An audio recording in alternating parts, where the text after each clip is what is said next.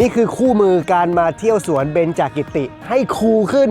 เชื่อว่าหลายคนนะฮะเคยได้มาหรือว่าได้เห็นความสวยงามและเป็นเอกลักษณ์ในการออกแบบของสวนเบญจกิติแห่งนี้นะครับแต่น้อยคนนักจะรู้ว่าสวนแห่งนี้ถูกออกแบบมาเพื่อช่วยเรื่องน้ำท่วมให้กับกรุงเทพได้ด้วยการออกแบบคือไม่เอาน้ำประปามาใช้ตั้งแต่แรกค่ะตัดออกไปเลยคือที่เนี่ยจริงๆเราอยากให้น้ำท่วมแล้วคนเดินบนสกายวอล์กก็ยังได้ก็คือถ้าถึงจุดหนึ่งที่กรุงเทพข้างนอกหรือตรงบริเวณที่ท่วมก็เอาน้ำเข้ามาไว้ในนี้ส่วนเนี่ยทำหน้าที่เป็นฟองน้ำเพราะว่าเรานั่งอยู่อย่างเงี้ยค่ะแต่ว่าข้างล่างเราอ่ะมันมีพื้นที่ที่ซึมน้ำซึมลงไปอีกได้อีกมหาศาลและสวนแห่งนี้นะครับยังเป็นมิตรต่อโลกตั้งแต่การออกแบบการสร้างและการดูแลรักษาและอย่างไม้ใหญ่ๆแบบนี้ครับอันนี้คืออยู่ในพื้นที่เดิมอยู่แล้วไหมครับคอนเซ็ปต์คือเก็บทุกต้นที่ปลูกต้นไม้เนี่ยยังมีเป็นพวกเศษคอนกรีตก็จะเป็นคอนกรีตที่เราไปกระเทาะมาจากพื้นคอนกรีตของโรงงานยาสูบเดิมตรงนี้จะเห็นชัดเลยเพื่อเอาของที่มีมาใช้ให้เกิดประโยชน์ 100% ดินอยู่ในนี้หมดไม่มีการขนดินออกไปข้างนอกและหลายคนนะครับอาจจะสงสัยว่าเอ๊ะทำไมบางมุมของสวนนี้เนี่ยมันดูรกจังเลยวันนี้มีคำตอบนะครับจากหนึ่งในทีมนักออกแบบสวนนี้เลยดูคลิปนี้แล้วจะเที่ยวที่สวนแห่งนี้ด้วยความเข้าใจและสนุกมากขึ้นครับใน Green Day กับก้องกินกรีน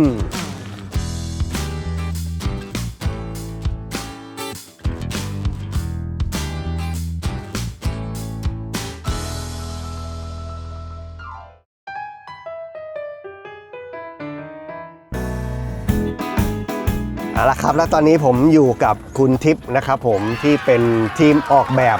สวนเบญจกิติแห่งนี้นะครับจากอาสมศิลป์นะครับผมสวัสดีค่ะเราจะมารู้จักสวนนี้ก็ต้องมาจากเนี่ยนะฮะจากนักออกแบบเลยครับซึ่งตอนนี้เราอยู่ที่สกายวอล์กใช่ไหมครับซึ่งเป็นคล้ายๆกับไอคอนิกของสวนเบญจกิติแห่งนี้เลยนะครับใครมาก็จะต้องมาเห็นอันนี้เป็นจุดเด่นเลยแล้วก็จะต้องขึ้นมาถ่ายรูปอะไรตรงนี้ด้วยเดี๋ยววันนี้จะรบกวนคุณทิพย์ช่วยแนะนำสวนแห่งนี้ให้พวกเราเนี่ยได้มาใช้งานสวนแห่งนี้ให้แบบมีความสุขขึ้นแล้วก็แบบมีความสนุกขึ้นได้ค่ะได้ค่ะปกติคุณทิพย์มาบ่อยไหมครับจริงตอนก่อสร้างมาบ่อยมาทุกสัปดาห์มาตอนทำงานเนาะใช่ตอนทำงานประมาณปีครึ่งแต่ว่าหลังจากที่สร้างเสร็จก็มีโอกาสได้แวะเวียนมาเรื่อยๆแต่ไม่ได้มาออกกำลังกายหรือมาเลยส่วนใหญ่ก็จะมาพาคนมาชมสวนแล้วก็มาเหมือนมาแลกเปลี่ยนกันมันอธิบายแนวความคิดอะไรเงี้ยค่ะเขาก็แบบมีคนสนใจสวนค่อนข้างเยอะอะค่ะก็มีคนมาแบบจากต่างประเทศมีทั้งเมืองไทยและต่างประเทศค่ะมีเยอะเหมือนกันก็ได้มาแลกเปลี่ยนมาแชร์กันแล้วก็เหมือนเป็นการออกกำลังกายเพราะว่าก็ได้เดินต้องพาเดินเหมือนกันเพราะว่าที่นี่ได้รางวัลในระดับโลกระดับนานาชาตินี้หลายเวทีเลยมีรางวัลแรกสุดก็คือเราได้ของ UIA อะค่ะครับเป็นของสถาปนิกที่เป็นองค์กรที่เก่าแก่ที่สุดในโลกค่ะก็เราไปรับที่เดนมาร์กค่ะแล้วก็มีของ WAAF ที่จัดที่สิงคโปร์ World Architect Festival วันนี้ก็ได้ Landscape of the Year ค่ะแล้วก็มีของ ASLA ก็คือของที่เป็นสมาคมภูมิสถาปนิกที่อเมริกานี่เราก็ได้รางวัลก็ถือว่าเป็นรางวัลใหญ่เพราะว่าวิชาชีพภูมิสถาปนิกเนี่ยก็เริ่มต้นที่อเมริกาแล้วก็ล่าสุดเราได้ของ UN Habitat ที่จัดที่อียิปต์ค่ะก็เป็นเรื่องของพื้นที่สีเขียวอะไรเงี้ยค่ะจริงๆตอนออกแบบก็ไม่ได้มีภาพอะไรชัดเจนเพราะว่าเราก็ออกแบบเพราะว่าถือว่าอันนี้ก็เป็นใหม่สำหรับออฟฟิศเหมือนกันค่ะแล้วก็เชื่อว่าในเมืองไทยมันไม่ค่อยมีพื้นที่สีเขียวขนาดใหญ่ให้เราได้มีสวนสาธารณะแบบใจกลางเมืองที่เกิดขึ้นบ่อยๆอันนี้นานๆเราคิดว่าก็เป็นความโชคดีค่ะก็ตอนออกแบบทุกคนก็มีความเครียดพอสมควรเพราะกลัวว่าทำออกมาแล้วมันจะผลตอบรับเป็นยังไงมันจะสำเร็จไหมหรือว่าไอสิ่งที่เราคิดแนวคิดแบบนี้มันจะเกิดขึ้นได้จริงไหมปลูกต้นไม้มันจะตายไหมน้ำมันจะสะอาดไหมอะไรอย่างเงี้ยค่ะก็ตอนนั้นทุกคนก็ทำการบ้านเยอะพอสมควรแต่ว่าส่วนหนึ่งที่ปัจจุบันที่เรารู้สึกว่ามันสำเร็จก็คือว่ามันการที่มันมีแบบอย่างนกกลับเข้ามาอยู่เยอะขึ้นซึ่งมันพิสูจน์ได้จริงๆเพราะว่ามีคนนักทายนกส่องนกอะไรเงี้ยเขาบอกมีเป็น100 ชนิดแล้วก็มีแมลงปอมีผึ้งมีอะไรมาอยู่เพราะฉะนั้นก็เลยเนี่ยก็ถือว่าเป็นความสำเร็จแล้วก็ต้นไม้ที่ปลูกค่ะจริงๆจะเห็นว่าเราก็จะมีต้นไม้เล็กๆถ้าคนมาแรกๆจะไม่ได้สังเกตหรอกเพราะมันจะเห็นต้นไม้ใหญ่ๆความร่มรื่นของต้นไม้ใหญ่80%เนี่ยของสวนที่ปลูกต้นไม้ใหม่เนี่ย 5,000 กว่าต้นเนี่ยคือต้นไม้กล้าหมดเลยตอนเนี้ยถ้าเรามาในสวนแล้วเราแบบไม่เห็นว่ามันมีไม้ค้ำยันเนี่ยที่เป็นต้นเริ่มแบบเล็กแล้วก็หนุ่มๆหน่อยเนี่ยก็คือเป็นไม้กล้าต้นไม้ที่เป็นไม้ยืนต้นนี่แหละอย่างนี้ใช่ไหมครับที่หนุ่มๆที่กำลังเริ่มโตเนี่ยใช่ซึ่งเขาโตได้เร็วมาจากกล้าใช่ค่ะเป็นแบบตอนที่มาปลูกเนี่ยอยู่ในถุงดำสูงประมาณสัก50 เซนความที่มันเป็นไม้กล้าเนี่ยมันมีข้อดีก็คือว่ามันราคาถูกมากเพราะว่างบประมาณจำกัดมากในการสร้างสวน 5,600 ต้นเนี่ยเราจำได้เลยว่าตัวเลขประมาณ 300,000 กว่าบาทแล้วก็มันมีความหลากหลายของชนิดก็แบบ300 กว่าชนิดที่หา300 กว่าชนิดที่หาไม่ได้หาง่ายๆที่เราเห็นตามถนนอะไรเงี้ยก็เป็นไม้กล้าคือเราอยากให้มันเป็นพื้นที่เก็บรวบรวมต้นไม้ต่างๆเอาไว้เพื่อในอนาคตเนี่ยมันจะได้เป็นเหมือนสวนพฤกษศาสตร์เล็กๆให้กับคนให้เด็กกรุงเทพครับผมแล้วอย่างไม้ใหญ่ๆแบบนี้ครับอันนี้คืออยู่ในพื้นที่เดิมอยู่แล้วไหมครับไม้ใหญ่เนี่ยก็คือพันกว่าต้นนะคะตอนนั้นก็คือเราสตรองมากคอนเซ็ปต์คือเก็บทุกต้นก็คือแบบว่าทุกต้นคือต้องเก็บไว้ห้ามเอาออกห้ามอะไรเงี้ยเพราะฉะนั้นตอนนั้นก็ไม่ว่าจะเป็นต้นอะไรต้นโพต้นอะไรทุกต้นเก็บหมดเพราะว่าพอเราสร้างสวนเพราะฉะนั้นต้นไม้ที่เป็นต้นทุนเนี่ยมันสำคัญมันช่วยให้สวนเขียวทันทีใช่ไหมก็เก็บทุกต้นนั่นฉันเลยว่า1,000 กว่าต้นเนี่ยเก็บทุกต้นแสดงว่าต้นใหญ่ๆก็คือเป็นต้นที่อยู่ในพื้นที่นี้อยู่แล้วก่อนที่จะออกแบบสวนใช่ค่ะซึ่งก่อนหน้านั้นเป็นโรงงานยาสูบเป็นอาคารโรงงานยาสูบเป็นอาคารโรงงานยาสูบซึ่งมีต้นไม้เหล่านี้อยู่แล้วมีอยู่แล้วแต่ว่าถ้าคนที่อยู่แถวเนี้ยอาจจะไม่ได้เข้ามาหรือเข้ามาผ่านไปผ่านมาจะมองไม่ค่อยเห็นเพราะมันจะมีตึกก็คือลักษณะก็จะเป็นเหมือนที่เราเห็นกรุงเทพแหละก็มีตึกแล้วต้นไม้ก็จะแทรกอยู่ตามช่องถนนบ้างตามหลังอาคารบ้างซึ่งตอนที่เรามาสำรวจตอนแรกอะตึกเต็มไปหมดเนี่ยเราก็ไม่ได้เห็นต้นไม้ชัดขนาดนี้แต่ว่าเขาถูกซ่อนไว้หมดเลยใช่แต่ว่ามันก็จะมีทีมสำรวจเซอร์เวย์ที่เขาต้องมาทำหมุดทุกอย่างตามตำแหน่งจริงอะไรเงี้ยค่ะแต่ว่าพออาคารเริ่มออกก็จะเห็นชัดขึ้นโอ้ต้นนี้ใหญ่มากต้นนี้สวยมากอะไรเงี้ย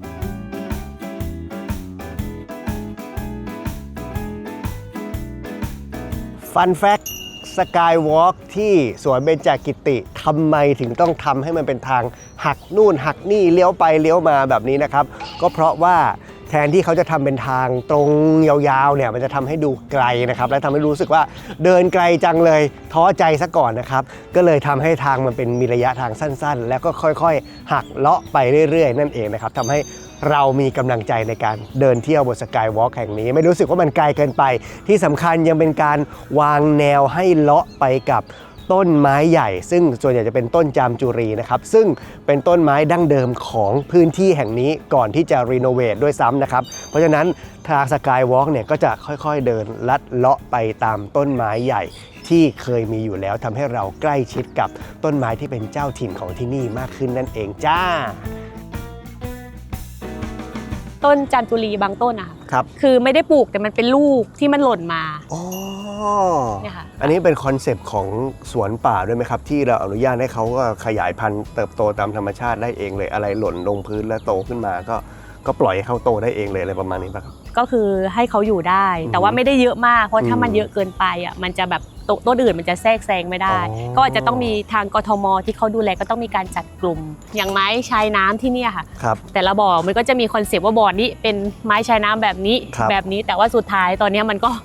ก็มีลมพามานกพามาอะไรเงี้ยมันก็เริ่มผสมกันมากขึ้นครับผมไหนพูดถึงเรื่องไม้ชายน้ำแล้วเราก็จะเห็นว่าพื้นที่ของสวนเบญจกิติเนี่ยก็จะมีน้ำเยอะมากน้ำตรงนี้นี่คือสำคัญยังไงกับหลักการออกแบบครับคอนเซปต์แรกคือมีป่าก็ต้องมีน้ำครับก็ต้องคำนวณว่ามีป่าเท่านี้ในการปลูกต้นไม้พื้นที่เท่านี้น้ำควรจะเท่าไหร่ในการเก็บในช่วง1 ปีให้ผ่านหน้าแล้งมันก็เลยเป็นที่มาของบ่อการขุดบ่อให้มีน้ำแล้วก็ไอ้ขุดเนี่ยค่ะก็ต้องคำนวณด้วยว่ามันมี capacity หรือมีเขาเรียกอะไรที่จะสามารถให้น้ำอยู่ได้เนี่ยจุน้ำได้เท่าไหร่ใช่ค่ะคือผ่านการคำนวณมาแล้วว่าน้ำที่อยู่ในบ่อเหล่านี้สามารถที่จะเพียงพอในการหล่อเลี้ยงสวนทั้งสวนได้ในช่วงผ่านช่วง1 ปีหน้าแล้งแล้วก็น้ำเนี่ยในบ่อที่ขุดทั้งหมดเนี่ยก็จะต้องเป็นพื้นที่ที่สามารถรับน้ำในหน้าฝนได้ด้วยอย่างเช่นถ้ามีพายุเข้ามาเราก็จะช่วยในการรับน้ำเอาไว้ก่อนที่จะพร่องออกไปให้กับเมืองอะไรเงี้ยก็คำนวณกันก็ตอนนั้นวิศวกรคำนวณไว้ว่าถ้ามีพายุเข้ามา2 ลูกพร้อมกันคือเขาก็จะมีสถิติอะค่ะเราก็ทำงานจากสถิติก็จะสามารถรับได้แล้วก็แต่ว่าจะต้องมีการพร่องน้ำพื้นที่นี่มันทำหน้าที่เป็นพื้นที่หน่วงน้ำพื้นที่หน่วงน้ำคืออะไรฮะเป็นพื้นที่ที่เราพื้นที่อย่างเมืองอะค่ะมันก็จะมีพื้นที่ที่ต้องเหมือนเป็นบ่อหรือพื้นที่หน่วงเอาไว้สำหรับถ้ามีฝนมาน้ำมาเยอะแทนที่จะระบายมันไม่ทันใช่ไหมคะมันจะมีที่เก็บน้ำเอาไว้ก่อนแล้วค่อยรอระบายในช่วงที่แบบเช่นว่าเริ่มน้ำเริ่มข้างนอกเริ่มน้อยลงแล้วอันนี้ก็คือช่วยระบายเพื่อไม่ให้มันไปท่วมหรือที่อื่นครับแสดงว่าช่วยในการที่จะ ไม่ให้เกิดน้ำท่วมในกรุงเทพได้ใช่เป็นพื้นที่เก็บเอาไว้ฝนตกมาไม่ได้หยุดฝนตกนะคะฝนตกมาแล้วก็เอาเข้ามารวมไว้หน่วงก็คือหน่วงถ้าไม่หน่วงก็คือมันก็จะท่วมไปทั้งหมดเอามาเก็บไว้ก่อนเก็บเอาทุกที่เอาน้ำทุกที่มาเก็บไว้เก็บเสร็จฝนไม่ตกแล้วข้างนอกลานระบายน้ำลงทะเลเริ่มได้แล้วอันนี้ก็ค่อยเอาระบายจากนี้ออกระบายจากนี้ออกก็จะเป็นระบายออกด้วยการคนเปิดปิดอย่างเงี้ยใช่ค่ะก็เป็นส่งไประบายออกได้หรือว่าถ้าตรงเนี้ยมันสามารถที่จะน้ำยังไม่ท่วมคนยังใช้ได้ก็เก็บไว้ได้คือมันจะมีลำดับของการหน่วงได้อย่างเช่นว่าปกติสูงมากคือที่เนี้ยจริงๆเราอยากให้น้ำท่วมแล้วคนเดินบนสกายวอล์กก็ยังได้ก็คือถ้าถึงจุดหนึ่ง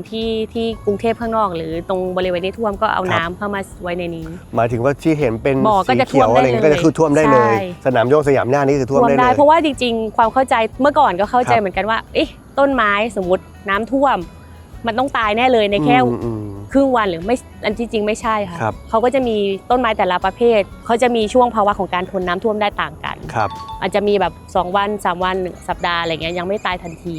เพราะฉะนั้นที่นี่ก็เลยออกแบบมาให้เป็นอย่างนั้นก็ค่อยไล่ลำดับของการน้ำท่วมขังได้จนถึงสูงสุดที่เป็นเนินที่ต้นไม้ที่อยู่กับน้ำไม่ได้ก็คือลำดับไล่ขึ้นไปได้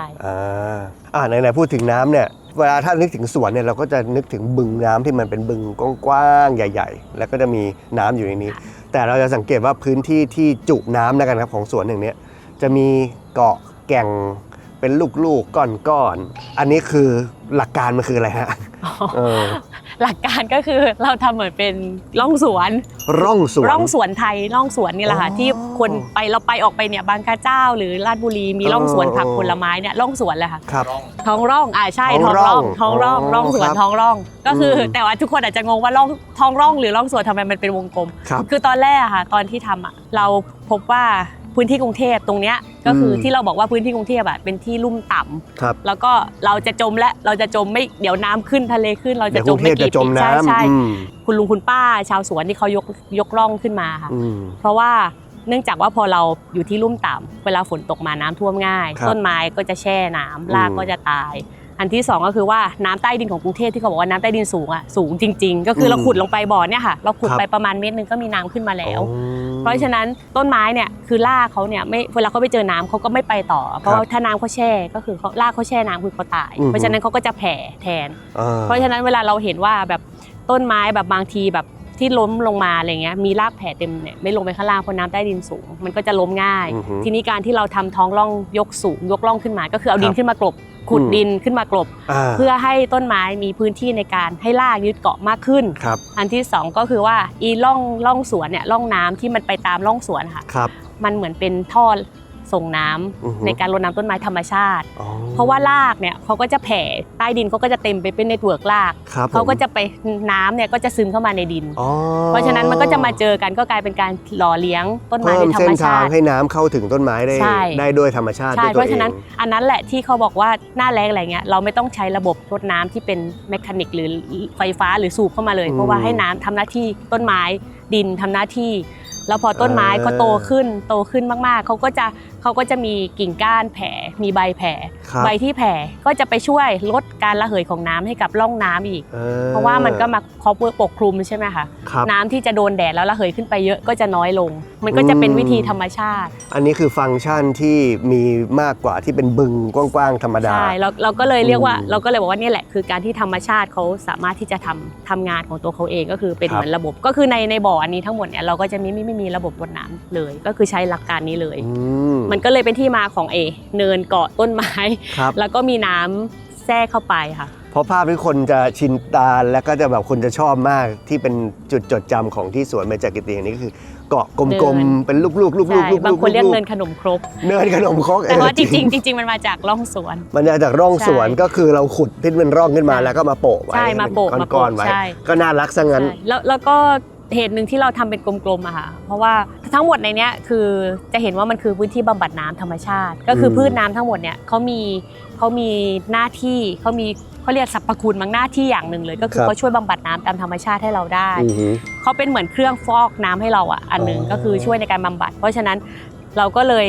ยทำเป็นกลมๆเพราะว่าน้ำที่ผ่านเข้ามาเนี่ยไม่ควรจะมีจุดที่เป็นจุดเหลี่ยมจุดมุมเพราะว่าถ้าบำบัดไปแล้ว สักพักถ้ามันยังแช่อยู่หรือน้ำมันไม่โฟลว์เนี่ยก็คือต้นน้ำก็จะเน่าเหมือนเดิมเพราะฉะนั้นนี่ก็คือช่วยเพราะว่าของเราไม่ได้เป็นทางน้ำเหมือนแม่น้ำมันจะเป็นบ่อเพราะฉะนั้นไอ้กลมๆนี่ก็จะช่วยเรื่องของจุดที่มันเป็นจุดอับจุดอะไรเงี้ยได้พอไม่มีเหลี่ยมมุมก็จะไม่ค่อยมีจุดอับก็จะทำให้น้ำโฟลว์ได้มากขึ้นก็จะเป็นการแบบช่วยกรองน้ำโดยธรรมชาติเป็นธรรมชาติช่วยทำให้น้ำมันโฟลว์อันนี้เขาเรียกว่าเป็นอันนึงที่เรียกว่าถ้าในทางวิชาชีพภูมิสถาปนิกเขาเรียกว่าเป็นแลนด์ฟอร์มก็คือทำให้พื้นที่ที่เป็นพื้นที่แลนด์สเคปหรือพื้นที่ภายนอกเนี่ยมันมีความเป็นเหมือนงานทางธรรมชาติที่เป็นฟอร์มบางอย่างที่ทำให้คนจดจำหรือมันงานที่เป็นงานศิลปะครับผมเพราะว่าเรามองว่าที่สวนแห่งนี้ยังไงก็ต้องเป็นจุดที่น่าจะมีคนมาถ่ายรูปคือถ้ามีทั้งคนมาถ่ายรูปนักท่องเที่ยวออกกำลังกายมีสิ่งแวดล้อมด้วยแล้วก็เป็นพื้นที่บำบัดน้ำเก็บน้ำให้กับเมืองเป็นพื้นที่ซึมน้ำมันก็จะมีประสิทธิภาพหลายๆอย่างมันก็น่าจะเป็นส่วนที่ในอนาคตมันอาจจะเกิดส่วนที่อื่นๆได้ครับผมตามข้อมูลของโครงการ Green Bangkok 2030 นะครับที่เขาสำรวจไว้เมื่อปี 2562 เนี่ยเขาบอกว่ากรุงเทพมีพื้นที่สีเขียวเฉลี่ย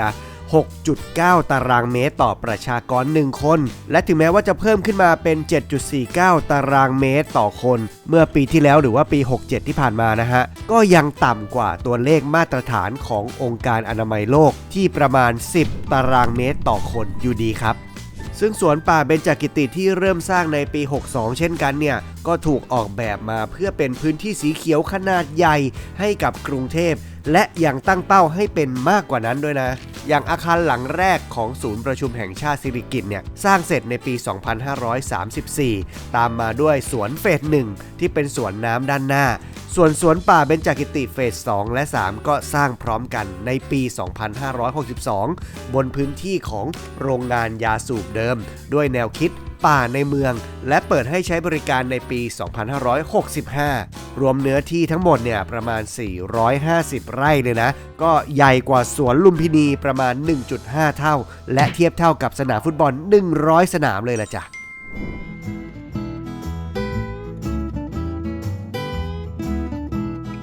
ฟันแฟกต์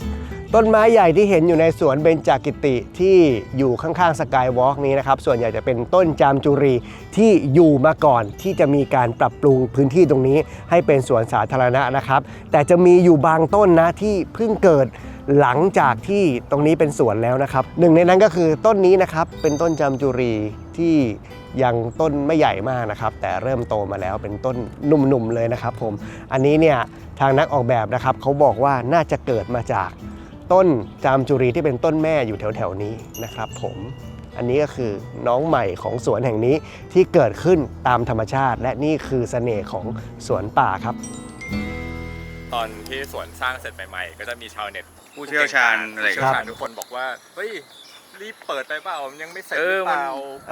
ร้อนแรงจังมันแรงอะไรอย่างเงี้ยครับอันนี้เสียงจากช่างภาพและครีเอทีฟนะฮะถามแทนชาวเน็ตมาบอกว่าเฮ้ยทำไมสวนมันแบบดูรกๆอ่ะคุณทิพย์มันแบบไม่มีการดูแลเหรอหรือนี่ขนาดช่วงนั้นเพิ่งเปิดด้วยใช่ไหม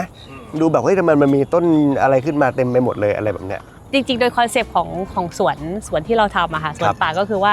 มันจะไม่ได้เรียบร้อยเหมือนแบบตัดแต่งเหมือนที่เราเข้าใจนั่นแหละค่ะตอนนั้นที่เราทุกอย่างเตียนมีพุ่มดอกไม้เป็นรูปนู่นนี่นั้นไม่ใช่อย่างนั้นคนละคอนเซปต์กันซึ่งอันเนี้ยก็ถามว่าไม่มีผิดถูกหมายถึงว่าแต่ว่าคอนเซปต์อันเนี้ยมันคือเพื่อสร้างความหลากหลายเพราะฉะนั้น การที่มันมีพืชหลายชนิดเข้ามามันก็จะทำให้เกิดความหลากหลายมากขึ้นแล้วก็มันก็เลยเป็นที่มาว่าทำไมเราถึงมีนกมาเยอะเริ่มมีแบบสัตว์นู่นนั่นนี่มามีผึ้งกลับมา9สายพันธุ์ที่ช่วยในการผสมเกสรซึ่งเป็นเรื่องสำคัญกับความหลากหลายในระบบนิเวศของเมืองแล้วก็ของโลกค่ะคือคำว่ารกเนี่ยคือรกแต่ว่าต้องปลอดภัยก็คือมันจะถูกจับกลุ่มเอาไว้ว่าตรงนี้เป็นกลุ่มนี้ตรงนี้เป็นกลุ่มนี้รกอย่างมีระเบียบรกอย่างมีหมวดหมู่ที่จริงมันต้องมีความปลอดภัยแล้วก็ไม่ใช่ว่ารกจนมองไม่เห็นหรือไม่ปลอดภัยกับผู้ใช้ในที่นี้อาจจะเป็นพวกสัตว์อะไรอย่างงี้ใช่ไหมครับแล้วก็คนใช้ด้วยเพราะฉะนั้นเนี่ยก็จะเห็นว่าในบางส่วนเนี่ยมันก็จะเป็นกลุ่มของมันอยู่กลุ่มบัวกลุ่มนี้มันก็จะถูกแต่ว่ามันต้องจัดการตัดแต่งในส่วนของเขาเองใช่แต่ว่าไม่ใช่ว่าตัดแต่งไปทั้งหมดแต่ตัดแต่งที่มันเลยออกมาใช่ค่ะเพื่อเป็นการลดการดูแลรักษาที่เราบอกว่าส่วนที่ช่วยในการลดการดูแลรักษาในระยะยาวค่ะครับเดี๋ยวยกตัวอย่างอย่างนี้ใช่ไหมครับอันนี้น่าจะเป็นภาพที่ทุกคนอาจจะ สงสัย อันนี้เป็นบ่อที่เป็นบ่อน้ำลึกนะคะตรงเนี้ยจะมีคนจะไม่ได้เข้าไปถึงเพราะฉะนั้นมันจะเห็นมันจะมีคันกั้นอยู่เป็นคันดินเหมือนคันนาแหละค่ะที่กั้นไว้ทีนี้ในบ่อเนี้ยก็จะมีบัวซึ่งเมื่อก่อนตอนแรกเริ่มเนี่ยบัวก็จะไม่มีหมายถึงว่าตอนนั้นน่ะบัวยังไม่ได้ข้ามมาตอนนี้บัวก็ข้ามมาก็บัวก็ทำหน้าที่ช่วยในการเป็นเหมือนแฮปปี้แท็ให้กับพื้นที่แล้วก็ช่วยบำบัดน้ำแล้วก็ช่วยในการลดการระเหยของน้ำค่ะแล้วก็ตัวที่เป็นเกาะเนี่ยก็จะเห็นว่าจะมีกกทูบฤาษีหรือมีอะไรเงี้ยซึ่งเมื่อก่อนมันก็จะไม่มีหรอกแต่นี้มันมาเพราะฉะนั้นแต่ว่าการจัดการเนี่ยจะเห็นว่าเขาก็จะอยู่ที่ชายขอบที่ริมเกาะส่วนในน้ำก็จะเป็นบัวครับผมมันก็จะมีการจัดการแบบนี้แล้วก็จริงๆทางกทมที่ดูแลค่ะเขาก็จะมีการมาดูแลโดยการต้องมาเปิดพื้นที่ให้น้ำให้ออกซิเจนให้แสงแดดลงไปด้วยเพราะฉะนั้นก็จะมีเป็นช่วงที่มีช่วงเปิด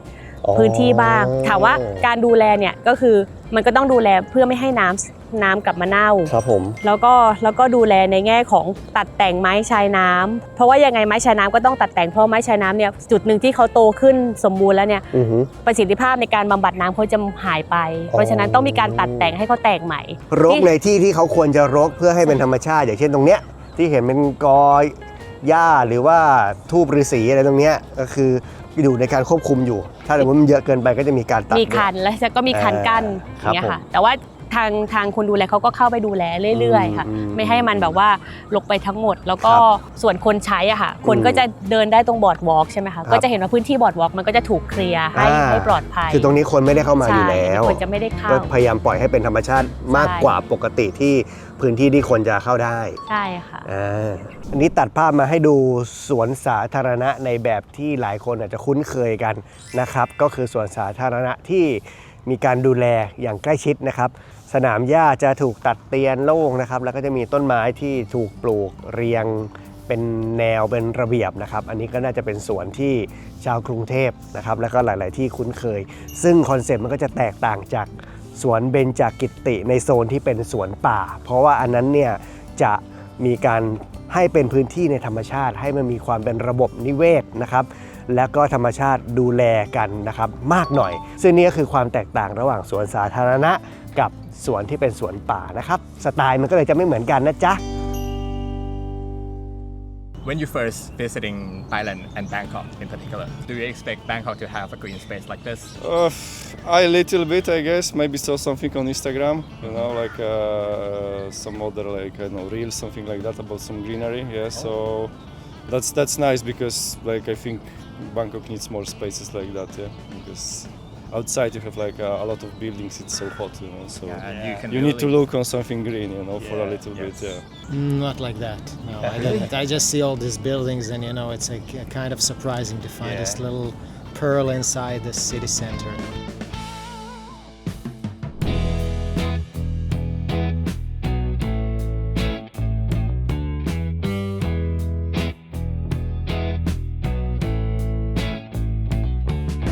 ตรงนี้ที่เห็นว่าเป็นอัศจรรย์อันนี้เขาเรียกว่าอะไรครับตรงนี้เราเรียกว่าอัศจรรย์กลางแจ้งหรือว่าเอมฟิเธียเตอร์ค่ะครับพอมันเป็นสวนป่าใช่ไหมคะคนก็จะคิดว่าแบบมันต้องเป็นป่าไปหมดแต่ว่าพื้นที่พอดีมันอยู่ในเมืองเพราะฉะนั้นเราอยากให้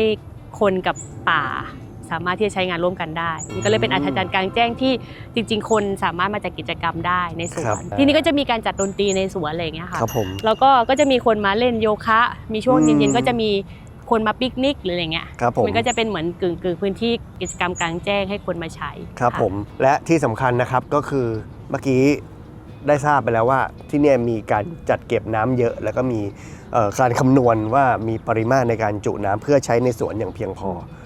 แปลว่าแทบจะไม่ต้องใช้น้ำประปาในการดูแลสวนเลยป่ะก็การออกแบบคือไม่เอาน้ำประปามาใช้ตั้งแต่แรกค่ะตัดออกไปเลยไม่มีค่ะก็น้ำจากน้ำฝนแล้วก็ในช่วงหน้าแล้งเนี่ยก็ทำ2 ส่วนก็คือเอาน้ำจากการบำบัดจากคลองไผ่สิงโตโดยใช้เวทแลนด์ธรรมชาติจริงๆในหลวงรัชกาลที่9ทำที่แหลมผักเบี้ยอยู่แล้วค่ะแต่ว่าเราเอามาใช้ที่สวนรอบสวนเนี่ยเ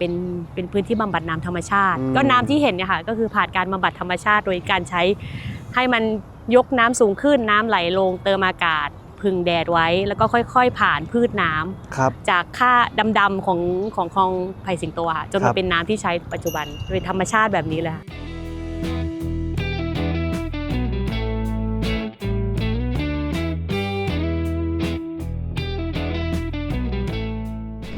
วาร์ปตัดภาพมาดูกันจากขยายความ ถึงคำว่าเวทแลนด์นะครับหรือการใช้ต้นไม้ในการบำบัดน้ำนะครับของที่สวนแห่งนี้นะครับที่เห็นเป็นขึ้นเป็นรกครึ้มอยู่ข้างหลังตรงนี้เนี่ยนะฮะอันนี้คือระบบบำบัดน้ำของที่สวนแห่งนี้นะครับเพราะว่าเขาใช้ธรรมชาติหรือว่าต้นไม้นั่นเองอ่ะดูกันให้เห็นชัดๆถ้ามองข้ามไปอยู่ใกล้กันเลยนะฮะอันนี้ก็คือคลองไผ่สิงโตนะครับซึ่งก็ดูจากสีของน้ำนะครับน้ำคลองอะนะก็อาจจะไม่ได้สะอาดใสกิ้งสักเท่าไหร่นะครับแต่ว่าอย่างที่บอกว่าสวนเบญจกิติแห่งนี้เขาหมุนเวียนน้ำใช้โดยที่ไม่พึ่งพาน้ำประปาเลยนะครับแล้วก็จะมีการเอาน้ำจากคลองมาเติมด้วยนะครับเพราะฉะนั้นน้ำจากคลองนี้ก็จะเข้ามาตั้งแต่ต้นทางนะครับเขาบอกว่าจะเป็นคล้ายๆกับน้ำตกนะครับไหลลงมาแล้วก็จะมีระบบที่เป็นเวทแลนด์นะครับหรือว่าเป็นใช้พืชในการบำบัดน้ำเนี่ยนะฮะวางยาวมาระยะทางนี่เป็นกิโลเมตรเลยนะครับผมซึ่งก็จะเป็นพืชพันธุ์ชนิดต่างๆนะครับที่มีคุณสมบัติในการบำบัดน้ำนะครับนั่นเองนะซึ่งเราลองดูนะครับว่าพอน้ำเข้ามาตรงนี้นะฮะใสเลยนะครับนี่จริงๆแล้วอยู่ประมาณกลางทางด้วยซ้ำนะครับยังไม่ถึงปลายทางก็จะเห็นว่าน้ำเนี่ยใสแล้วก็จะไม่ได้มีกลิ่นแล้วนะครับแล้วก็จะเป็นน้ำที่จะไหลผ่านระบบกรองโดยธรรมชาติเนี่ยนะฮะแล้วเข้าไปหล่อเลี้ยงในสวนแห่งนี้นั่นเองดูสภาพน้ำซะก่อนใสไหมจ๊ะเราก็จะสังเกตเห็นนะครับว่าทางวิ่งเนี่ยบางทีก็กว้างแต่มาตรงนี้เนี่ยมันแคบๆแถมยังใกล้น้ำอีกมันแบบจะอันตรายไหมอะไรแบบนี้ฮะจริงๆแล้วมีแนวคิดเบื้องหลังของพื้นที่ตรงนี้ด้วยใช่ไหมครับค่ะทำไมถึงต้องแบบแคบประมาณนี้ฮะก็อันนี้ก็จะเป็นทางที่แคบที่สุดแหละประมาณ1.50 เราก็จะได้แค่2 คนเราเดินไปสักพักเดี๋ยวเราก็ต้องระวังตรงนี้อยู่ตรงไหนก่อนตรงนี้อยู่ในบ่อแล้วค่ะอยู่ในบ่อเราเรียกว่าเป็นทางเดินบอร์ดวอล์กคือยกระดับขึ้นมาน่าจะเป็นที่ที่คนเข้ามาใกล้ชิดกับตัวธรรมชาติในโซนธรรมชาติมากที่สุดแล้วคือโซนนี้เรียกว่าบอร์ดวอล์กใช่ค่ะครับแล้วก็ที่เราทำให้มันเล็กเนี่ยเพราะว่าเราจะจำกัดปริมาณคนในการเดินด้วยกันเพื่อจะได้แบบทำให้กิจกรรมมันไม่แบบเขาเรียกอะไรไม่เสียงดังไม่เฮฮาปาร์ตี้เพราะเป็นรอยต่อระหว่างเรากับธรรมชาติมันทำให้เรากับนกเนี่ยนกเขาก็ยังอยู่ได้เราก็อยู่ได้แต่ถ้าเราอยากจะแบบเฮฮาวิ่งจ็อกกิ้งปั่นจักรยานก็คือตรงโซนข้างนอกเหมือนโซนนี้จะค่อนข้างให้เปอร์เซ็นต์กับความเป็นธรรมชาติมากขึ้นเพราะฉะนั้นอาจจะทำให้มนุษย์เนี่ยน้อยหน่อยก็คือพื้นที่ก็อาจจะวิ่งได้แค่คน2เนี่ยเราอย่างเราเดินกันแค่2คนก็เต็มแล้วใช่จะได้มีกิจกรรมแบบที่มันเบาลงใช่แล้วก็มีความระมัดระวังมากขึ้นเพื่อที่จะไม่รบกวนธรรมชาติมากขึ้นแล้วก็พวกเนินพวกต้นไม้พวกอะไรเงี้ยค่ะมันจะช่วยในการลดเสียงด้วยก็คือเดซิเบลดังๆจากรถอะไรเงี้ยถ้าเรามาอยู่เรามีต้นไม้ห่อหุ้มมีเนินดินเป็นอะไรเงี้ยมันจะลดโดยอัตโนมัติทั้งหมดมันถูกดีไซน์มาธรรมชาติมันช่วยเราได้ต้นไม้ที่มีลักษณะใบต่างกันใบเล็กใบน้อยใบใหญ่ช่วยซับเสียงซับฝุ่นเป็นเหมือนเครื่องกรองให้เราแต่ละชั้นอย่างเงี้ยฝุ่นก็จะช่วยกรองจากข้างนอกมาได้ด้วยเสียงก็ช่วยกรองมาได้ด้วยเพราะฉะนั้นมันก็จะเป็นพื้นที่ธรรมชาติมากขึ้นที่เราอยู่ได้แบบมีความอย่างน้อยคือมีความปลอดภัยจากมลพิษมากขึ้น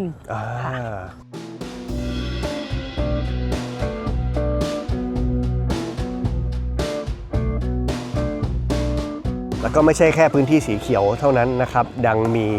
เป็นลานกิจกรรมด้วยนะครับซึ่งก็ใช้อาคารเดิมรวมถึงถนนเดิมด้วยตอนที่ยังเป็นโรงงานยาสูบอยู่เริ่มต้นที่เราบอกว่าเราต้องการเก็บต้นไม้ทุกต้นนะคะต้นไม้มันก็จะปลูกแบบอยู่ริมถนนในกทมนี่แหละค่ะเพราะฉะนั้นก็จะเห็นนี่มันจะมีต้นไม้ใหญ่เห็นชัดๆฝั่งนี้ค่ะก็จะมีต้นไม้ใหญ่เพราะฉะนั้นเราก็จะไม่ได้ทำอะไรกับถนนเพื่อต้องการเก็บต้นไม้เพราะว่าถ้าไปทำอะไรกับโครงสร้างถนนต้นไม้จะล้มได้อันนี้คือถนนดั้งเดิมตั้งแต่ยังเป็นโรงงานยาสูบเลยทั้งหมดในสวนเป็นถนนดั้งเดิมหมดค่ะเราแค่มาทำยางมะตอยใหม่ค่ะการรักษาถนนไว้ก็คือเป็นการรักษาต้นไม้เดิมที่อยู่ข้างถนนแล้วก็อันที่เราทำเพิ่มก็คือเราแหวกถนนด้วยการเจาะช่องตรงกลางแล้วก็เพื่อระบายน้ำลงค่ะอันนี้ทำเพิ่มช่องนี้ทำเพิ่มใช่เพื่อทำให้ถนนมันดูไม่ร้อนและใหญ่แล้วก็ให้น้ำมันระบายเพราะเราใช้ระบบระบายธรรมชาติเพราะฉะนั้นก็จะให้น้ำลงแล้วก็ซึมลงดินและที่เห็นว่าในร่องที่ปลูกต้นไม้เนี่ยยังมีเป็นพวกเศษอิฐเศษคอนกรีต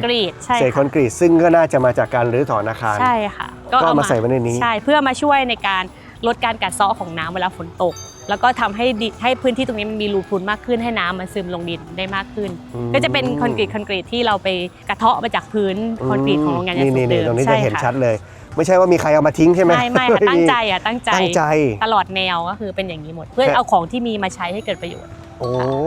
ครับผมอ่ะแล้วนอกเหนือจากเนี่ยนะครับที่เห็นส่วนหนึ่งที่เป็นเศษคอนกรีตจากการรื้อถอนอาคารมาใส่ตรงนี้เนี่ยอันนี้ก็ยังเป็นการปรับปรุงอาคารเดิม ใช่ค่ะ ตอนนี้คือเป็นโรงอะไรมาก่อนฮะ เดิมมันเป็นโกดังค่ะ ครับ เป็นโกดังของโรงงานยาสูบก็จะเป็นที่เก็บพวกใบยาก็เขาก็จะปิดหมด ก็จะเป็นอาคารปิดยาวประมาณเกือบ200 เมตรก็คือปิดค่ะ อืม ก็ที่เราทำก็คือว่าทำยังไงให้ลดพลังงานการใช้ในอนาคตก็คือเอาแสงธรรมชาติเข้ามา ก็มีการเอาทำให้อาคารเนี่ยมีช่องตรงกลางที่เอาหลังคาออก ครับ แล้วก็ทำให้แสงเข้า แล้วก็ปลูกต้นไม้ ที่เห็นเป็นหลังคาโปร่งๆมีแต่โครงสร้าง จริงๆมัน อย่า เป็นอาคารหลังเดียวกันต่อยาวเลยนะ แต่ คะ เราเอาหลังคาออก ออกใช่ ไม่ใช่ว่าสร้างไม่เสร็จนะครับ ไม่ใช่เอาออก เป็นดีไซน์ ใช่ค่ะ เพื่อให้แสงธรรมชาติมันลงมาบ้าง ใช่แล้วก็แบ่งอาคารเป็น2ฝั่งนี้ก็เป็นกีฬาชนิดหนึ่งอีกฝั่งหนึ่งก็กีฬาชนิดหนึ่ง ครับ ตรงกลางก็เป็นสวน ครับ เพราะฉะนั้นทุกคนที่อยู่ในกีฬาอาคารกีฬาก็จะอยู่ท่ามกลางธรรมชาติสวน อ๋อ แล้วก็ตัวที่เป็นขอบข้างๆเนี่ย ครับ ก็มีการเอากำแพงออกเพื่อจะให้ลมมัน ventilation ให้ลมมันโฟลว์ได้ เมื่อก่อนคงเป็นแบบปิดเนาะ ใช่ อันนี้ก็คือ ใช่ค่ะ เปิดเหลือแต่เสา เปิด แล้วก็ ใช่ ทุกคนก็เห็นกันหมดเลย ใช่ อันนี้คือเก๋มากเลยนะครับ คือชั้น 2 ยังคงเก็บผนังเดิมแล้วก็มีหน้าต่างอยู่ เพียงแต่ว่าไม่ได้มีคือถ้าเข้าไปข้างในก็จะไม่มีการแบ่งชั้นและก็จะเป็นปล่อยโล่งไป ก็คืออันนี้สถาปนิกเขาทำเพื่อลดพื้นที่การต้องมาเขาเรียกอะไรมาปรับปรุงเพราะว่าเรามีงบจำกัดใช่ไหมคะ ครับ เราก็ให้คอนเซ็ปต์ว่ามันเป็นเหมือน window forest ก็คือเป็นหน้าต่างที่มองเห็นป่า จริงๆเนาะมันรู้สึกว่าเนี่ยเรากำลังเตะฟุตบอลกันอยู่ท่ามกลางธรรมชาติในสวนในป่านะครับ จุดเติมน้ำนะครับในกรุงเทพมหานครก็อยู่ในสวนเบญจกิตินี้ด้วย ซึ่งแต่ละเครื่องเนี่ยก็จะมีน้ำเย็นน้ำสะอาดน้ำเย็นด้วยนะแล้วก็จะมีบอกไว้ว่าแต่ละเครื่องเนี่ยช่วยเซฟขวดพลาสติกไปได้กี่ขวด หมายความว่าการเอามาขวดมารีฟิลเนี่ยเราก็ช่วยลดขยะที่เป็นขวดพลาสติกที่เราจะซื้อใหม่เนี่ยได้นะครับซึ่งเครื่องนี้ลดขวดพลาสติกไปแล้ว 177,000 กว่าขวดเลยทีเดียว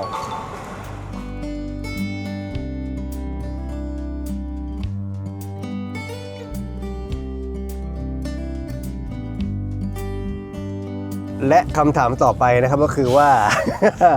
จุดไหนในส่วนนี้ที่เป็นที่ชื่นชอบที่สุดของคุณทิพย์ที่เป็นทีมออกแบบครับผม ก็ชอบตรงเนินต้นจามจุรีอะค่ะ เนินต้นจามจุรีก็คือตรงนี้เหรอฮะ ใช่ค่ะตรงแถวโซนนี้แหละค่ะ อ่า เพราะว่าเมื่อก่อนตรงนี้มันเรียบหมดเลยค่ะ แล้วก็ที่เราบอกว่าเราต้องเอาดินจากขุดบ่อมาบาลานซ์แล้วก็มาทำตรงนี้ให้มันเป็นแบบเนินที่ให้คนพักผ่อนนอนเล่นได้ เดินไปดูด้วยกัน ค่ะก็เป็นที่แบบเราสามารถแบบมานอน ครับ อยู่ใต้ต้นไม้แล้วก็ได้สัมผัสพื้นที่แบบ จริง เติมพลัง ผมเคยเห็นนะเวลามาแล้วก็จะเห็นคนก็นอนแผ่ตรงเนี้ยแล้วมัน ใช่ รู้สึกว่าเขากำลังชาร์จแบตอยู่อะ ใช่เหมือนมาเติมพลังเพราะว่าปกติเราก็จะไม่มีที่แบบนี้ในเมือง จริง เราก็จะอยู่ตาม เราจะไปนอนตรงนี้ที่ไหน ห้อง กัน ไม่ใหญ่ใช่แล้วก็มาเป็นแบบที่เติมพลัง ก็รู้สึกว่าที่เนี้ยก็ถ้ามาก็จะแบบถอดรองเท้านอนเล่นอะไรเงี้ย เอาผมสาธิตให้ดูเลยครับ นอนได้นี่อย่างนี้ไหมฮะ อันนี้คืออยู่ในความตั้งใจของทีมออกแบบเลย จริง ๆ ตั้งใจว่าให้มันมีแบบเนินหรือว่ามันมีที่แบบให้คนได้แบบมานั่งคุยกันหรือใต้ต้นไม้อะไรอย่างเงี้ยค่ะ โอ้ยมันดีมากเลยอะฟิลมันดีมาก เพราะว่าตรงนี้ก็เป็นเหมือน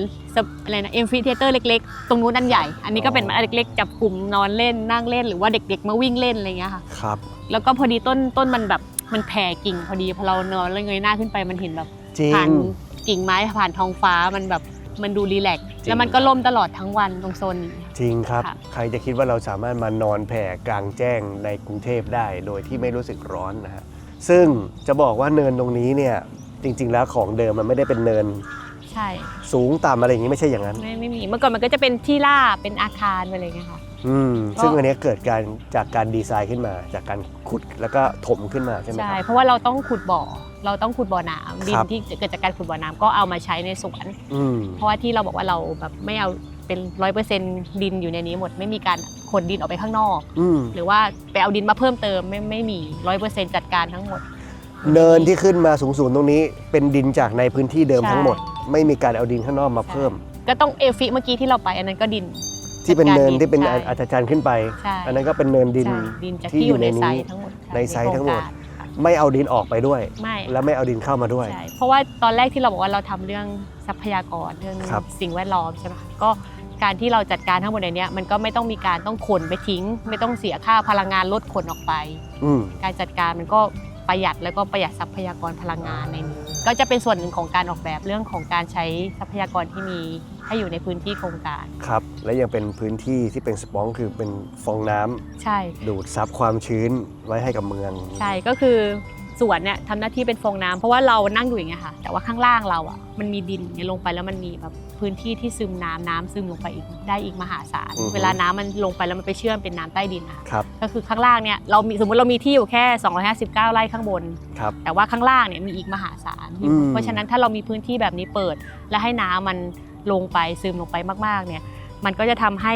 เรื่องของน้ำท่วมเมืองเนี่ยมันจะเป็นปัญหาที่แบบลดน้อยลงไปเลย เพราะว่าทุกอย่างคือลงไปข้างล่างลงไปข้างล่างลงไปข้างล่าง แล้วพอช่วงหน้าแล้งอะค่ะเนี้ยเรามานั่งอย่างเงี้ยเราจะรู้สึกได้เลยว่ามันมีความเย็นแผ่ขึ้นมา จริงครับ ใช่ไหมคะแต่ว่าถ้าเราไปที่คอนกรีตอะหลังฝนตกใหม่ๆก็ได้เราไปเดินตรงถนนอะมันจะรู้สึกว่ามีแต่ไอความร้อนขึ้นมา ใช่ เพราะฉะนั้นอันนี้แหละคือคอนเซปต์ของฟองน้ำที่มันแผ่ความชื้นขึ้นมาข้างบนให้เราแล้วก็และไอความชื้นที่มันแผ่มาเนี่ยมันก็จะมาทำให้ต้นไม้เติบโตได้เพราะมันคือน้ำเพราะฉะนั้นมันก็คือการลดการดูแลต้นไม้อีกเพราะต้นไม้ก็จะอยู่ได้ในหน้าแล้ง มันก็เป็นวัฏจักรของธรรมชาติ ครับ ค่ะแล้วก็เลยบอกว่าจริงๆแล้วเมืองเนี่ยต้องการพื้นที่แบบนี้เยอะ อือฮึ ๆไม่ใช่ว่าต้องเป็นแบบสวนเบญนะคะแต่เป็นพื้นที่ที่สามารถให้น้ำซึมลงไปได้ ครับ เพื่อจะลดเรื่องปัญหาเรื่องของน้ำท่วม เพราะว่าน้ำท่วมในเมืองเนี่ยมันเกิดจากการที่มันมีพื้นที่ดัดแข็งคอนกรีตเต็มไปหมดเลย น้ำพอลงมาก็ไม่รู้จะไปไหนก็ต้องลงท่ออย่างเดียว ครับ ลงท่อเสร็จลงท่อน้ำก็ไม่ได้หาย แต่ท่อคือการเอาน้ำมารวม ครับ แล้วเมื่อไหร่ก็ตามที่ท่อไม่พออ ม น้ำลงไม่ได้ มันก็จะเกิดอย่างที่เราเห็นก็คือน้ำท่วม ครับ แต่ในขณะที่พื้นที่ซึมน้ำอ่ะมันอาจจะใช้เวลาอาจจะชั่วโมงนึง2 ชั่วโมงมันค่อยๆซึมลงไปเดี๋ยวมันก็หายไป อันนี้คือคอนเซปต์ของเมืองที่เป็นเมืองคลองน้ำ ครับผม มันก็จะช่วยแบบนี้ ตอนนี้สวนเบญจกิติเปิดมาประมาณจะ3 ปีเต็มนะครับในมุมมองของนักออกแบบที่เห็นตั้งแต่ก่อนที่จะเป็นร่างนี้เห็น before แล้วก็เห็น after และเห็นมีคนมาใช้งานตรงนี้ ความรู้สึกของคุณทิพย์มีอะไรเปลี่ยนไปหรือมีความรู้สึกยังไงบ้างครับ ก็ตั้งแต่ตอนเริ่มอะก็อยู่กับมันมาตั้งแต่ตอนที่มันยังเป็นอาคารนะคะแล้วก็อาคารหายไปแล้วเริ่มมีการก่อสร้าง ครับ แล้วก็มีการลองผิดลองถูกก่อสร้างมีผิดถูก แล้วก็ลุ้นทุกวันว่ามันจะได้หรือเปล่ามันจะได้ไหมอะไรเงี้ยจนมาถึงเปิดใช้ แล้วก็ลุ้นว่าคนจะตอบรับยังไง อืม ควรจะเข้าใจไหมควรจะชอบไหม ครับ เพราะว่ามันค่อนข้างแตกต่างจากวิธีคิดหมายถึงว่าที่เราเคยเจอทุกวัน อือฮึ อย่างเช่นว่าสวนที่มันแบบที่บอกว่ามันเรียบร้อย มันดูแบบมันไม่ได้รกขนาดนี้อะไรเงี้ยค่ะ ครับ แล้วก็จนมาถึงทุกวันนี้ที่มีคนเข้ามาดูสวนคนมาใช้แล้วก็มีในส่วนของวิชาการหรือว่าคนที่ให้ความสนใจที่เป็นทั้งคนไทยและต่างประเทศอะไรเงี้ย ครับ ก็รู้สึกว่าจริงๆก็ดีใจที่ได้มีส่วนร่วม อืม จริงๆก็ดีใจเพราะว่ากระบวนการทำงานที่ผ่านมาจนถึงวันเนี้ยมันทำให้เราเข้าใจ อือฮึ มันมากขึ้น เข้าใจว่าธรรมชาติมันทำงานยังไง ครับ แล้วเขาเข้าใจการใช้ความรู้ของอาจารย์แต่ละท่านเพื่อมาประยุกต์ใช้หรืออันไหนที่มันแบบอันนี้มันดีกว่านี้ได้อีกเลยอะไรเงี้ยมันทำให้เราได้เป็นบทเรียนในการเอาไปใช้ในครั้งต่อๆไปอย่างเงี้ยคาดว่ามันจะเป็นอย่างนั้น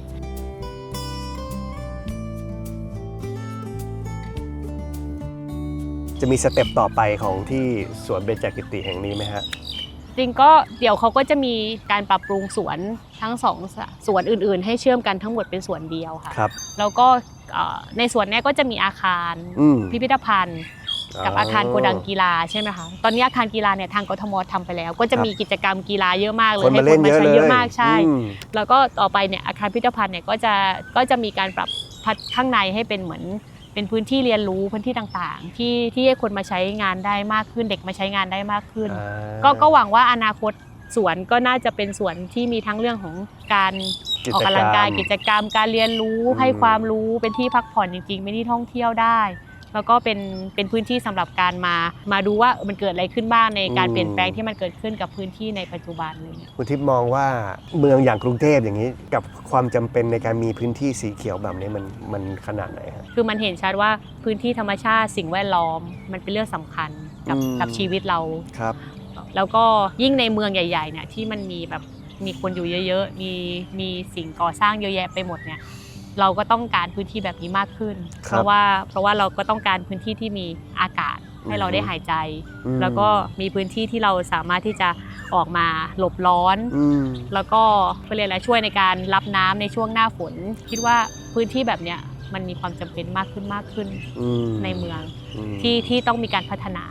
ถ้าในต่างประเทศอื่นเขาก็จะต้องกำหนดว่าพื้นที่สีเขียวต่อคน ใช่ เท่าไหร่ ซึ่ง แล้วก็ ได้ยินว่ากรุงเทพน้อยมากใช่ไหม ก ค รุ รับ งเทพก็น้อย แต่ว่าก่อนนี้ก็พัฒนา ตอน มาก นี้มี ขึ้น เพิ่มขึ้นเรื่อยๆ แต่ว่าก็ยั อืม งไม่เพียงพออ ม แต่ว่าก็มีพัฒนาไปในทางที่ดีขึ้น ครับ แล้วก็จริงๆ พื้นที่สีเขียวมันไม่ใช่แค่เรื่องคุณภาพของคนหรือชีวิตของเมือง แต่ว่ามันก็คือการเพิ่มมูลค่าให้กับเมืองได้ อือฮึ มันก็คือเมืองที่มีสิ่งแวดล้อมที่ดีน่า ครับ อยู่ อื มันก็จะมีมูลค่าของการเศรษฐกิจที่ดีขึ้น คนก็อยากมาทำ อืม กิจกรรมมากขึ้น มันก็จะ ครับ ส่งเสริมซึ่งกันและกัน แล้วก็ยิ่งทุกคนบอกว่าโลกร้อนโลกเดือด อืม ก็ยิ่งตอบชัดเลยว่าทำไมต้องมี ครับอื มันก็ตอบชัดแล้วว่าสิ่งที่มันช่วยให้โลกไม่ร้อนและโลกไม่เดือดก็คือต้นไม้กับ ครับ ธรรมชาติ อืมอ่ะท้ายที่สุดจากใจนักออกแบบแล้ววันนี้มาบอกเทคนิคเกร็ดต่างๆ ในมุมต่างๆ ให้เราเที่ยวสวนแห่งนี้ได้สนุกมากขึ้นนะครับ อยากจะฝากอะไรถึงผู้ใช้หน่อยฮะ ก็อยากเชิญชวนให้ อืม ให้คนที่ยังไม่เคยมา ก็ให้ลองมาเดินเล่น ครับ ออกกำลังกายมาดูนกมาทำกิจกรรมที่สวนเบญแล้วก็อาจจะชวนคุณพ่อคุณแม่ หรือใครที่มีลูกอะไรเงี้ยก็อยากให้มาเดินดู ให้มาเดินเล่นอยู่ในสวนเลยค่ะ เพราะว่าจริงๆสวนเนี่ยเราตั้งใจที่อยากให้เป็นพื้นที่ที่ให้คนกรุงเทพคนหนุ่มสาวที่มีลูกเล็กอะไรเงี้ย ครับ วันเสาร์อาทิตย์เนี่ยไม่ต้องอพยพไปต่างจังหวัด ให้มาเดินเล่นในนี้ได้ มาดูธรรมชาติ มาดูนกมาดูบัวอะไรเงี้ย อืม พาลูกมานั่งเล่นได้ เพราะเราอยากให้มันเป็นพื้นที่ที่ปลูกฝังให้คนรักกรุงเทพมากขึ้น แล้วก็อยากจะมีพื้นที่สวนเยอะๆมากขึ้น แล้วก็กลับมาทำให้กรุงเทพน่าอยู่อะไรเงี้ยค่ะ ครับ ก็สวนอาจจะมีกิจกรรมไม่ได้เยอะ แต่ว่าก็มีกิจกรรมที่น่าสนใจที่น่าจะมาแบบมาพักผ่อนหย่อนใจ อืม มาสกายวอล์กมาดูมุมเมืองอีกเมืองนึงหรื ค อ รับ แม้กระทั่งมาเล่นกีฬาที่ อืม อาคารกีฬาก็ได้ ครับ ค่ะแล้วก็มาจ็อกกิ้ง ครับ ค่ะ เป็นอีกหนึ่งตัวเลือกในการทำกิจกรรมใน ค่ะ วันพักผ่อน ค่ะ รวมถึงกับครอบครัวและคนที่คุณรักนะครับ แวะมาที่สวนเบญกัน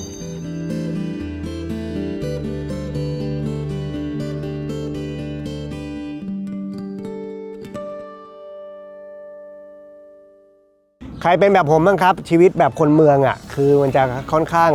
ห่างไกลจากพื้นที่สีเขียวนะครับชีวิตก็จะอยู่บนรถบนถนน บนทางด่วน ที่ทำงานนะครับ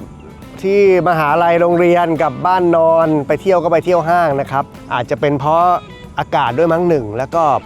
ทางเลือกในเรื่องของพื้นที่สีเขียวนะครับ อาจจะมีค่อนข้างจำกัดเนาะแต่พอเราได้มาเที่ยวที่สวนเบญจกิติแห่งนี้นะครับ เรารู้สึกว่า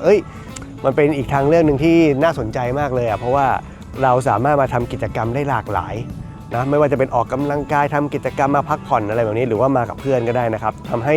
รู้สึกว่ามันเชื้อเชิญให้เราเข้ามาใกล้กับพื้นที่สีเขียวมากขึ้น แล้วก็ยิ่งวันนี้ได้มาคุยกับคุณทิพย์ที่เป็นทีมออกแบบเนี่ยนะครับก็ได้ความรู้อะไรเจ๋งๆอีกมากมายเลยนะครับทำให้เราเนี่ยมากับเพื่อนแล้วเราจะดูรู้สึกว่าหล่อขึ้นสวยขึ้นคูลขึ้น เพราะว่าเราจะมีข้อมูลเกร็ดเล็กเกร็ดน้อยในการคุยกับคนนะครับที่เราพามาแล้วก็จะสนุกขึ้นด้วย ที่สำคัญได้เห็นรายละเอียดว่าในทุกๆตารางนิ้วของที่สวนแห่งนี้เขาใส่การออกแบบเข้าไปนะครับเขาถูกคิดมาหมดเลย ไม่ว่าจะเป็นการมีปฏิสัมพันธ์นะครับทั้งกับคนหรือว่ากับธรรมชาติที่นี่รวมไปถึงอย่างแบ็กกราวด์ที่เห็นตรงนี้เนี่ยก็จะเห็นได้เลยว่าการออกแบบเนี่ยมันทำให้ธรรมชาติป่าและเมืองที่เป็นตึกสูงอยู่ด้านหลังเนี่ยนะครับสามารถแชร์ร่วมพื้นที่อยู่ด้วยกันได้นะครับเนี่ยนะฮะจะทำให้เรามีทางเลือกในการเข้าใกล้พื้นที่สีเขียวมากขึ้นแล้วก็อยากให้มีแบบเนี้ยอีกเยอะๆหลายๆที่เลยเนาะใครชอบนะครับเก็บความรู้ตรงไหนนะครับก็สามารถคอมเมนต์มาบอกกันหรือว่าอยากจะให้มีสวนแบบนี้นะครับอยู่ในที่ไหนจังหวัดไหนเขตไหนอีกนะครับคอมเมนต์มาบอกกันหน่อยนะครับอยากให้มีที่ไหนอีกคอมเมนต์มาคุยกันแล้วก็อย่าลืมกดหัวใจกดแชร์คลิปนี้ด้วยนะครับที่สำคัญฝากกดติดตามช่องก้องเกรงๆกันไว้ด้วยนะพบกันใหม่คลิปหน้าครับบ๊ายบาย